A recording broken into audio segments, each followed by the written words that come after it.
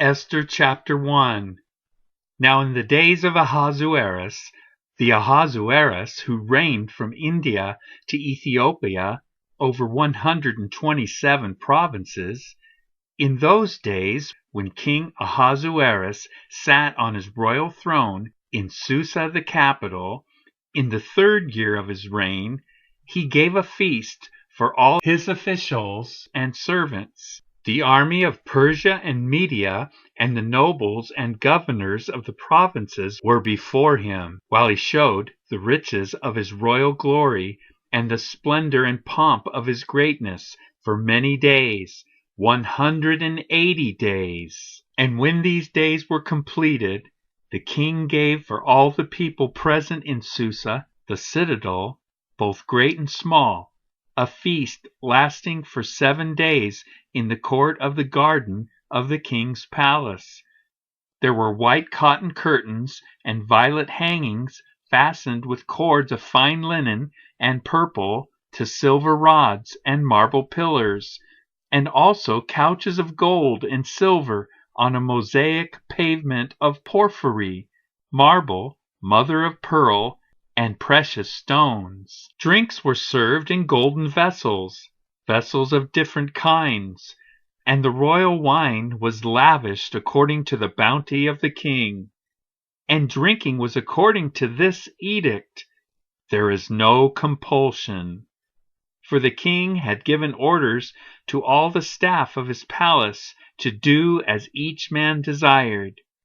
Queen Vashti also gave a feast for the women in the palace that belonged to King Ahasuerus.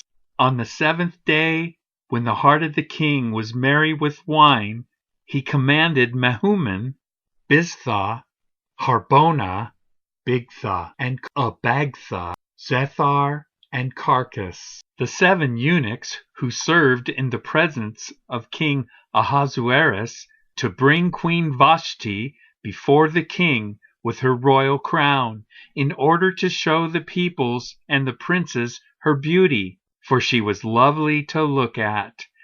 But Queen Vashti refused to come at the king's command delivered by the eunuchs.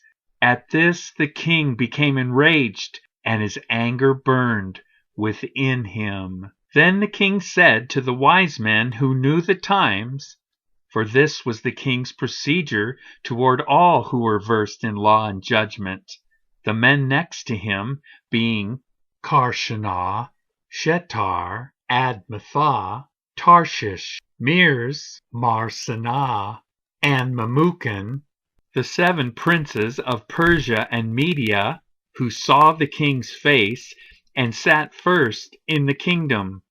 According to the law, what is to be done to Queen Vashti, because she has not performed the command of King Ahasuerus, delivered by the eunuchs?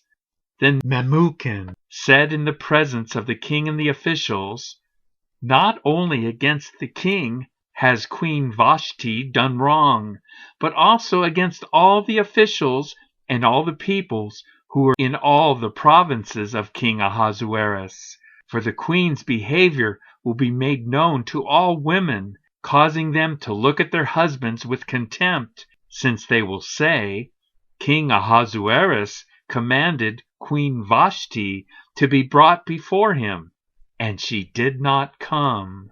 This very day the noble women of Persia and Media, who have heard of the queen's behavior, will say the same to all the king's officials, and there will be contempt and wrath in plenty. If it please the king, let a royal order go out from him, and let it be written among the laws of the Persians and the Medes, so that it may not be repealed, that Vashti is never again to come before King Ahasuerus. And let the king give her royal position to another who is better than she. So when the decree made by the king is proclaimed throughout all his kingdom, for it is vast, all women will give honor to their husbands, high and low alike. This advice pleased the king and the princes, and the king did as Memucan proposed. He sent letters to all the royal provinces, to every province in its own script, and to every people in its own language, that every man be master in his own household, and speak according to the language of his people.